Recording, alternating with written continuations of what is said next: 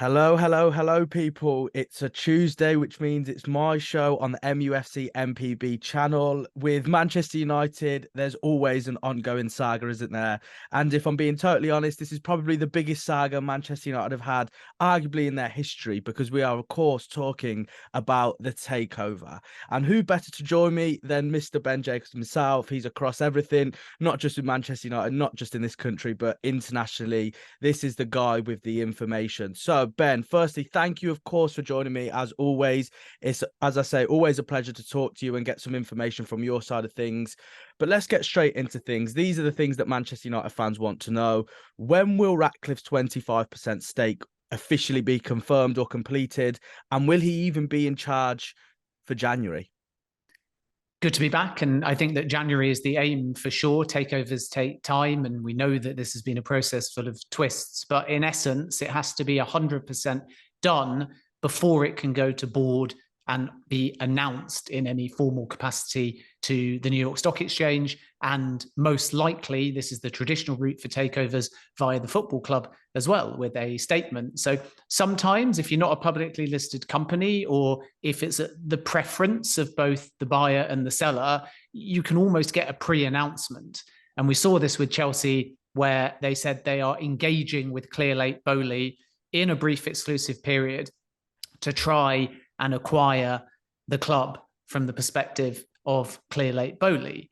In this case, they have to be 100% agreed on everything. And where we're at the moment is that there is a agreement in principle for a 25% stake, and the valuation of that is agreed by both parties.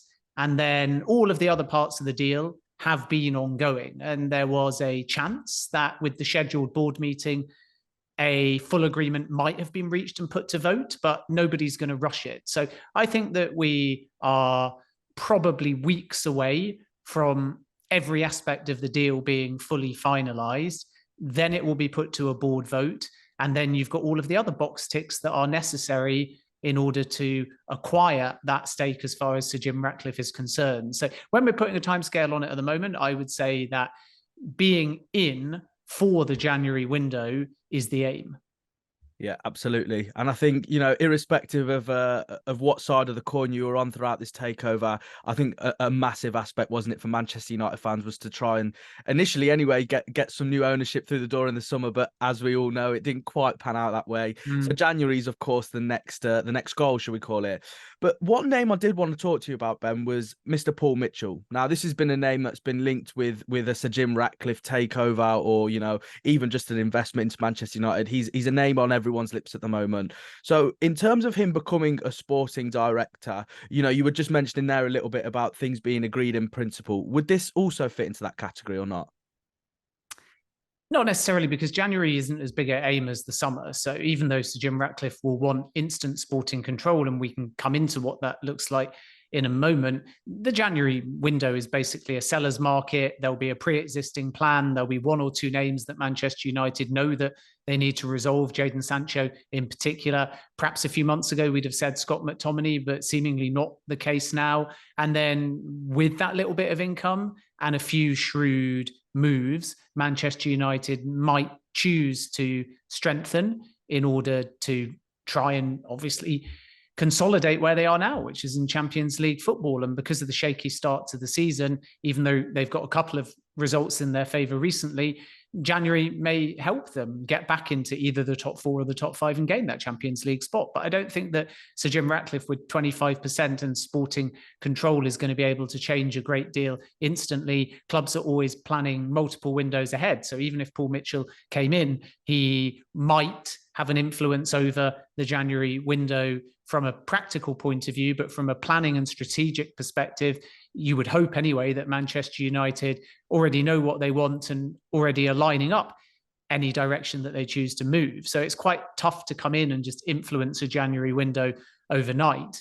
But the following summer I think, should Ratcliffe be successful, we'll really start to see things change. And the other thing in all of this is that, as I've reported many times, Ratcliffe is planning a 100 or so day review, which he would have liked to do over the summer. The same, by the way, for Sheikh Jassim as well. And we saw Todd Boehly do this at Chelsea. And that review will determine who might stay and who might go, because right now it's all very well mentioning Paul Mitchell or other names, but there's existing people at Manchester United, and Ratcliffe and others from Ineos are going to have to work out how people will coexist or who might depart from the current Manchester United hierarchy. But the reason why Mitchell is there and seen as a leading candidate is because he's extremely familiar with Ineos. They've had a lot of respect for him for quite some time. They have considered him for Nice before. It wouldn't have necessarily gone down too well with Nice because of the Monaco links, but he's been on Ineos's radar for a while. And back in March, when I first broke his name, the consideration was, we don't know if we're going to win, but we're aware that Mitchell might leave Monaco. And if he does, we can talk to him about an Ineos-wide role working across the group that then would migrate to a Manchester United one if we're successful. Now they're further along down the line, so they're more through Sir Dave Brailsford looking at sporting director type figures. And they don't want to rush any appointment because, again, they need to assess who they've got at Manchester United as well. But Mitchell is a leading name. He wants the job. He wants a return to the Premier League. He's just moved back to Manchester. So it's plus, plus, plus, plus as far as a lot of Mitchell things are concerned. The only negative, dare I say, not that it's a big deal, is that he is actually a Manchester City fan. But a lot of people in recruitment feel like when you're dispassionate about the club you join, it's actually better than going and working for a club that you historically have supported. So I don't think Manchester United fans will be too perturbed by that. But that's probably the only negative in terms of ease of appointing Mitchell. But Dan Ashworth has been discussed. Sources indicate that he won't leave Newcastle. So that one is probably not going to get off the ground. And then naturally, a lot of Manchester United fans will have huge admiration for Michael Edwards.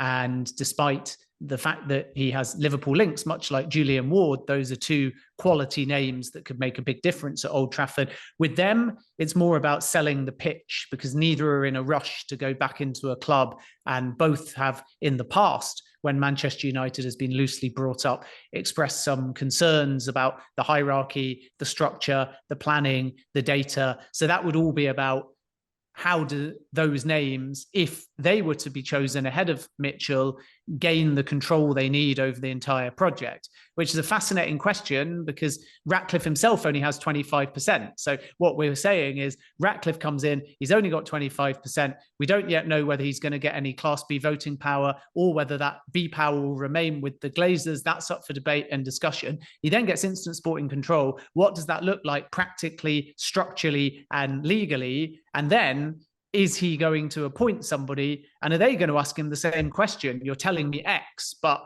you've only got 25% say. So how can I be sure that what you're telling me is also going to be backed up by the Glazers in the long term? So it's quite a difficult pitch. Mitchell is a simpler appointment because he's a free agent. He wants to dive in. I think he relishes the challenge of changing the structure and breaking a few eggs in the process. It was the same for Chelsea, whereas these other names might think a bit longer and a bit harder before committing to a role like Manchester United without that clarity of structure, which is exactly what the fans want as well.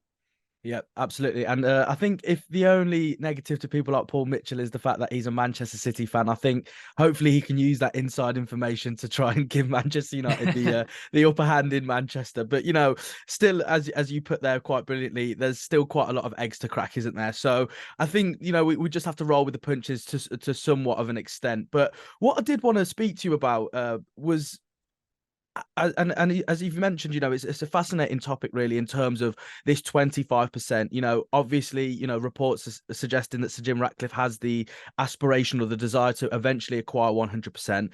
But from this very beginning, obviously with a 25% in there, in terms of what that could look like. So for instance, I just want to give obviously like a hypothetical question and we could sort of roll from there.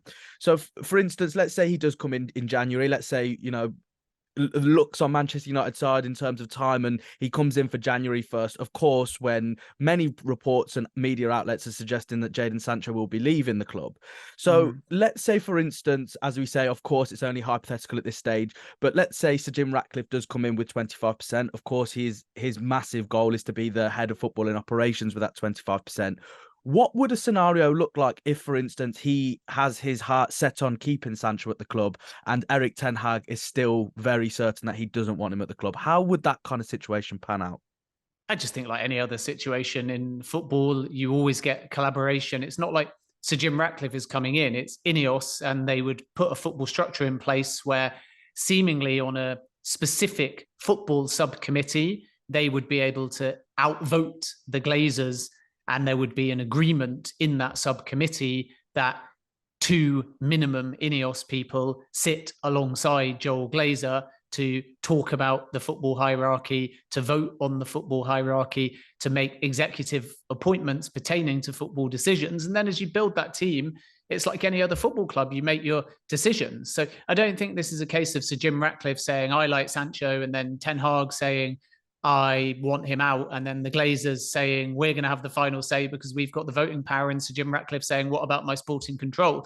That's just not how any football club would ever operate. What will happen is that the bigger picture, perhaps in terms of budget, definitely in terms of hierarchy, structure and recruitments, would all be handled by Ineos and Sir Jim Ratcliffe. And then when you have the possibility of a player exit, all manner of people would be consulted, the existing football hierarchy, any new appointments, obviously the Glazers, Sir Jim, and probably Dave Brailsford, and very possibly Jean-Claude Blanc as well, the ex-PSG executive, who's another very crucial figure in all of this. So it's just about collaboration. And in collaboration, the most important thing is not for everybody to agree. You want that healthy debate. You need that freedom to challenge. Otherwise, you never get to the decisions necessary. And this is why I said before with Mitchell, being dispassionate helps, because you don't want to get too sucked into the emotion of recruitment. Fans want to be passionate about their team. Recruitment experts want to be dispassionate. And I think Liverpool do that best in many ways. And usually you do that with a variety of information that filters up. So believe it or not, there'll be data analysts that have got no idea the player that they're looking at. They'll only be looking at numbers. There'll be other science-based people that have zero knowledge of football. They've got maths backgrounds, they've got physics backgrounds, and they're only employed to look at something from a new perspective. And it doesn't matter because they're not the decision maker, they're feeding that information up. On the other side, you'll have scouts that are looking at players with the naked eye and using gut instinct and a little bit less science. And then you'll have somebody that is more familiar with both aspects. And slowly but surely it feeds up. And at Liverpool, it goes up to people like Barry Hunter, the chief scout. So he's a scout, but he understands the data side. And then slowly that executive committee or transfer panel will then work out what they are going to show to Klopp and what they consider to basically be paralysis by analysis, because you can have too much information and not all of the data is relevant or worth feeding up.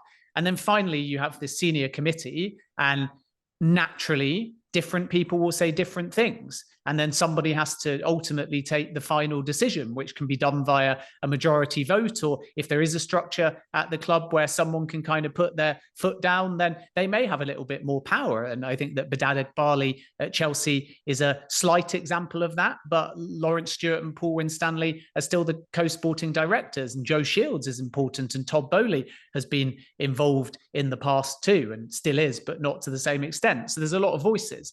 Same at Manchester United. This isn't going to be about Jim Ratcliffe being an autonomous figure. This is going to be about developing a football structure that makes sense, has clarity of hierarchy, and then no doubt every decision will be made collaboratively. Yeah, I think, do you know what? There are so many layers out there that don't actually get to see the forefront of the media or is made public knowledge, as you've just touched on there.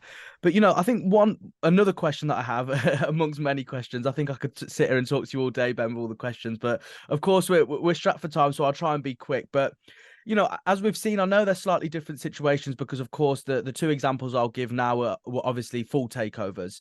But you look at teams like Bournemouth, you look at teams like Chelsea, when new ownership came in, irrespective of how each respective manager was doing at the time, and both instances they were doing quite successful relative to where both clubs were at. Of course, with Chelsea, it was a Champions League victory, and then with Bournemouth, it was staying up with some ease in the end in the Premier League. But then when the new ownership comes in, they have new ideas for good or for bad, and they want to potentially go in a new direction.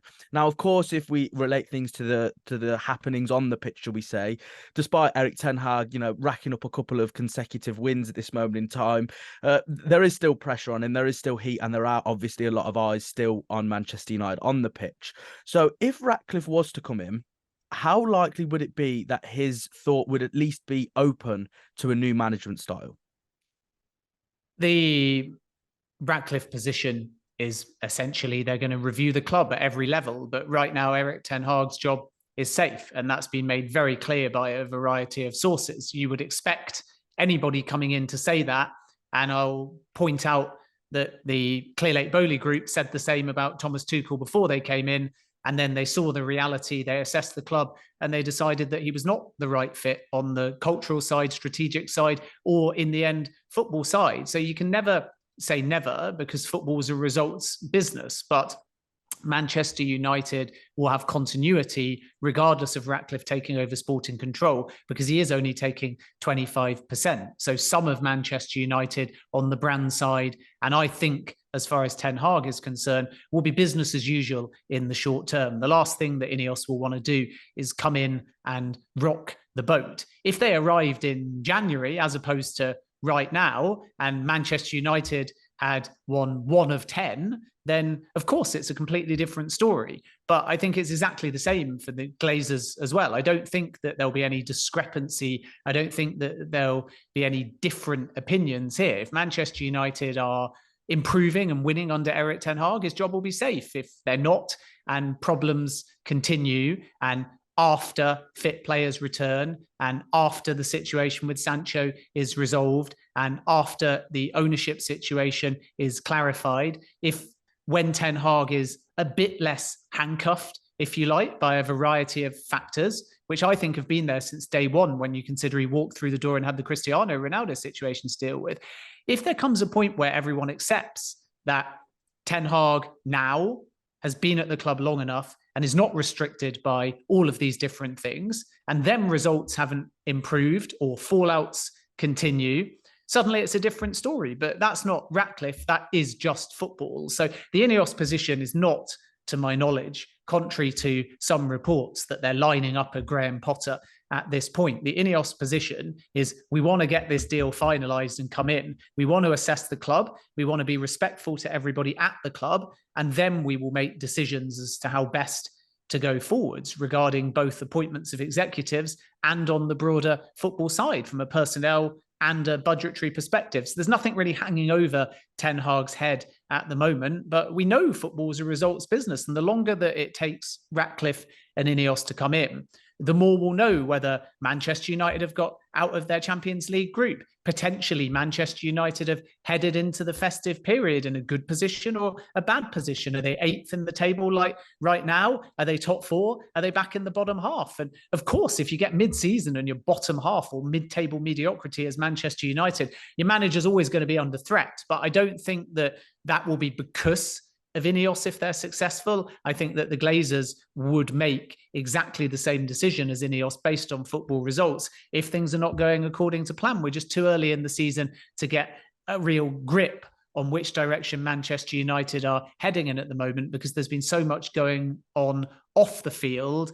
And I think that that has impacted results, in my opinion. I know some fans will say we still need a more experienced striker alongside Højlund. We need to resolve who the best 2 central midfielders are. We need a few outgoings like Sancho. We need another centre-back. because so many were saying Maguire out, but he's actually done okay when he's played now. So maybe perspectives have changed. And then there's still that whole debate over Onana, who hasn't taken yet to the Premier League. So lots of people are pointing fingers. Lots of people are unsure whether Ten Hag's version of events with Sancho or Sancho's version of events are the reality of the culture at the club. So I understand why the fan base will be divided to some extent on Ten Hag, because as I said before, Manchester United are 8th in the table, but it's probably a bit early to be making decisions. And I still maintain that if it gets to the middle of the season, around that December, January mark, and Manchester United are still stuttering, I think that the Glazers and Ineos will be on exactly the same page as to what they need to do. Yeah, and it makes complete sense, as you say. It's a results-based business, whether we like it or not. And the way that Manchester United are going now, who knows? They could finish in the top 3, or they could finish in the bottom 3. We quite literally don't know at this stage, do we? But I've just got two bottom 3. Ben, I've been watching Manchester United for far too long. I cannot rule anything out at this stage. But look, I've only got 2 more questions for you, so we'll try and be quick because I know you're a very busy man. In terms of Qatar, are they completely out of the race as we speak? That is my understanding. I know it's not a popular understanding amongst certain parts of the fan base on social media, but sources close to 9-2 Foundation are adamant that they are 100% out. And they made that clear to Rain Group when they withdrew. As I've reported before they withdrew, they held final or advanced negotiations, and those negotiations didn't provide a breakthrough. They did not, contrary to some suggestions, make another bid. So this wasn't 6th offer, rejected, leave the process. This was 5th offer, continued negotiations, and then no breakthrough, resulting in a withdrawal, which those close to the 9-2 Foundation speak of as 100% out. And they also add, these sources close to the group, that they're not going to look at a Tottenham or an Inter either. And I think that with 9-2 Foundation, the reason why they withdrew can be a variety of different things. So naturally, those that favour the bid on paper will say it was the best for the football club, it was debt-free, it was 100% of the club, it was the Glazers out, they were going to spend on this, spend on that. It's very easy to idealize 9-2 Foundation, especially now they've withdrawn from the process. And maybe if there were 6 or 7, like with Chelsea, groups looking to buy 100%, and therefore there was another group looking to take all of the football club, we'd have more comparisons. But of course, it's not just 9-2 Foundation versus Ratcliffe. It's one bid looking to get the Glazers totally out, and now it's another bid looking to coexist with the Glazers, at least in the short term, with a path to control. So there's a lot of support for 9-2 Foundation because of what the bid looks like on paper, but there's also a lot of support for 9-2 Foundation because it's the only possibility throughout this process that would have seen the Glazers go in their entirety and instantly, at least after Ratcliffe changed his structure. So then why did they withdraw? Perhaps because they feel that the Glazers simply don't want to sell and it was an all or nothing bid. That's certainly one logical conclusion. Another possibility is that they got out negotiated by Ratcliffe, who was more flexible, but you would expect that because it's an all or nothing bid. So they're not going to be able to pivot and say, we want a staggered path to control. I think there's a very logical theory that the bid was not quite what they billed themselves to be with the PR. Again, I'm not saying that fans will buy into that at large because the bid in many ways was so popular and seemingly beneficial to Manchester United, but you definitely have that narrative, counter narrative. So those close to the 9-2 Foundation have been very clear that their club valuation was double the market value or somewhere close. And at the time that was said by sources, it was $3.2 billion market value. So just under $6.5 billion, which is not too dissimilar to Ratcliffe. And then they have the pledged investment and then they're clearing the debt. And as a consequence, the argument from 9-2 Foundation is that their total package was about $8 billion US. But those close to the process have always maintained that the pledged investment is not relevant to the process or the decision making, and that Ratcliffe will look for some form of pledged investment, either instantly, potentially through an injection of equity in addition to his 25%, or over time as he gets control. And then the debt is quite interesting as well, because the 9-2 Foundation will say it's that 6.4 or 6.5 billion valuation and clearing the debt, which makes their pitch even stronger. But those close to the process have hinted throughout that it's a totally aggregated number. So if you're talking about 8 billion, it's actually 8 billion US dollars minus 1.7 billion in pledged investment minus the debt, leaving you with the club valuation. So if you were to estimate the debt at just around it 1 billion, then suddenly the club valuation offer, the only bit that's relevant to the process, might only be 5.4 or 5.5 billion US dollars, which means that they may be $1 billion plus US dollars below Sir Jim Ratcliffe. And if that is the case, then naturally the Glazers are going to say that Ratcliffe was the best for them because he's simply offering them more money. And this whole process has always been about money. So I think that it's very difficult with the narratives and counter narratives because we have to be respectful to both sides.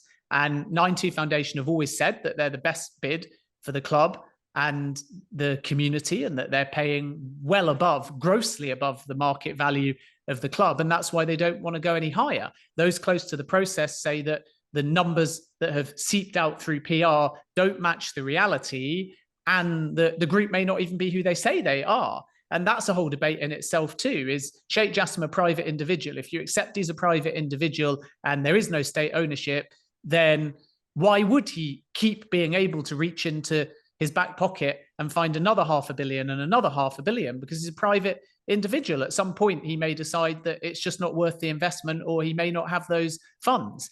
If on the flip side, as many of us have expected throughout the process, there's been some kind of influence or consultation by wider Qatari stakeholders, then it is surprising that Qatar haven't just paid what it takes to win the race for Manchester United. But maybe they couldn't win the race for Manchester United. There was no race to be won because maybe the Glazers decided that they just wanted to stay in some capacity. So eventually what you do is you spin around in circles because there's so many different complexities to this, which is why I've urged caution throughout the process. But right now, 9-2 Foundation are out. That's been made categorically clear by sources close to 9-2 Foundation, and there is no expectation that they'll return to the process. Yeah, I think what you said there was very interesting in terms of obviously the bid from Qatar being the best for the club. And then I think on the flip side of things, Sir Jim Ratcliffe's bid was best for the Glazers. And I think that's probably where we have this sort of, divide amongst the fan bases, because obviously from a footballing supporters perspective, of course, Qatar's would have been more attractive because, everything they were offering to do. But when we actually get down to the business side of things, which is, of course, what the Glazers are, they're businessmen and they're very successful businessmen at that as well. Sir Jim Ratcliffe's bid will then, by logic, be better for them because of the financial perspective. And I saw something actually that was quite amusing, really, was someone who was a big fan of Sir Jim Ratcliffe tweeted basically saying Qatar's bid for Manchester United is like buying a house off someone and saying, if you give me it, I'll promise I'll redecorate the living room. It's not really relevant to the person who's selling the house, which I thought was quite amusing. But in terms of, and this will be my very final question, Ben, so thanks a lot, as always, for your time.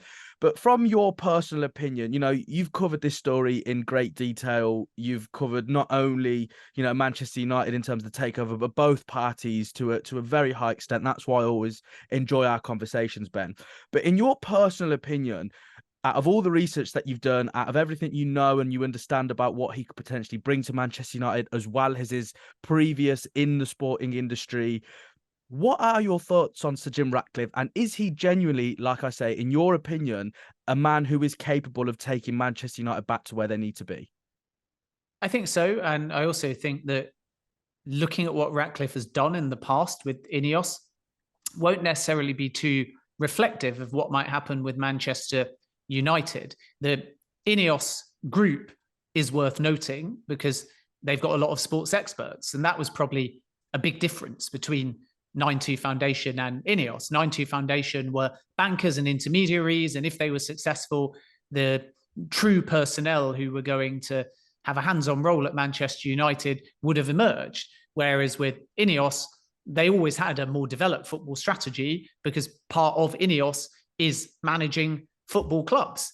And as a consequence, they've got the personnel who can make, I think, a more instant impact than 9-2 Foundation. 9-2 Foundation have got all of the strategic wins. They've got all of the financial wins. They can clear the debt. That's great. What that does is fixes the foundations, but not, as you put it a moment ago, the interior, which, let's just call it, is the football side. I think Ratcliffe is the opposite. He can come in and potentially fix the interior quicker, the football side, the culture. But the big question with Ratcliffe is, what about those foundations? Because if you build a nice living room, but your house falls down, then your living room needs repainting again over and over and over. And that is the challenge with all of this, that foundationally, Manchester United need a structural and hierarchy review. They need a long-term renovation plan for Old Trafford, for Carrington, investment in the men and women's team, and ultimately the clearance of the debt. And if you do all of those things, they might take 5 years, 10 years to get through that checklist. And obviously, redeveloping Old Trafford doesn't win you the Champions League or the Premier League on day one, on day two. So there's a slight kind of contrast in all of this, because Ratcliffe might come in and get a lot of wins on the football side based on who he appoints or who Manchester United sign or a new football structure. But it's equally as important that they don't forget the club needs modernising and it needs foundational change. And that's where maybe Sheikh Jassim had clearer plans, at least on paper, because as soon as you buy 100% of the club, you control 100% of the club. And then if you are going to specify your pledged investment, people start to understand where you will put that money. But the reason why I started by saying don't judge Ratcliffe entirely on Ineos, which has had a mixed reception as far as the management of the sports clubs is concerned, is because this is a different project to Ratcliffe.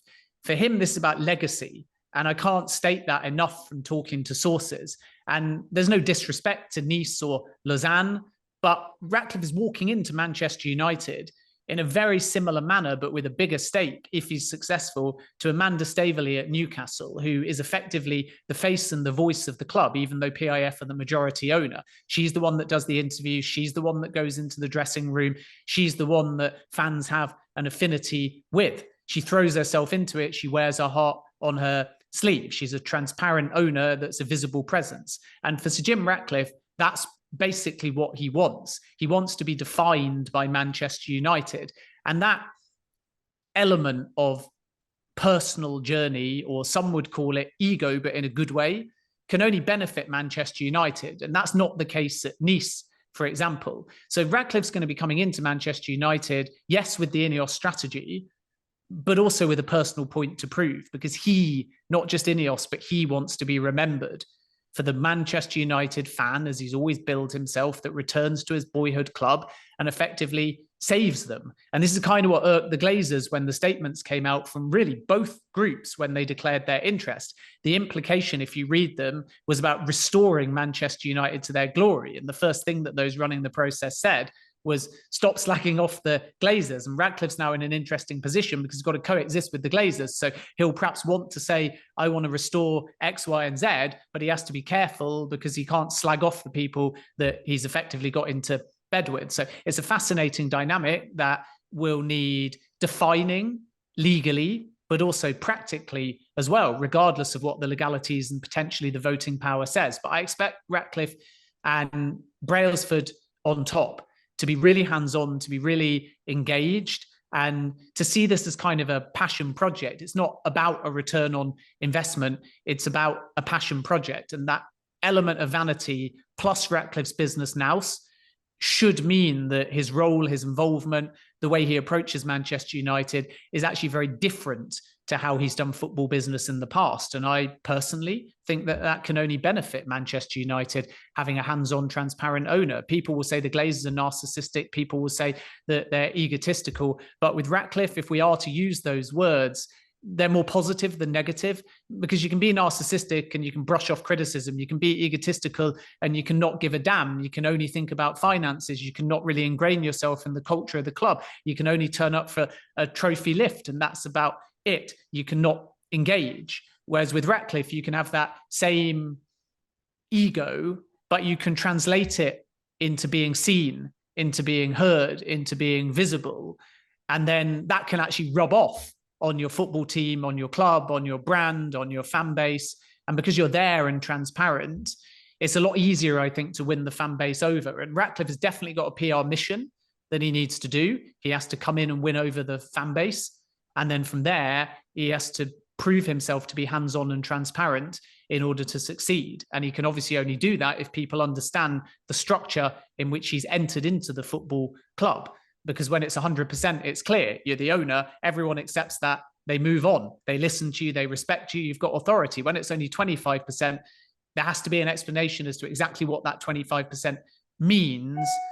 And if there isn't, then he's ultimately entering the football club on the back foot.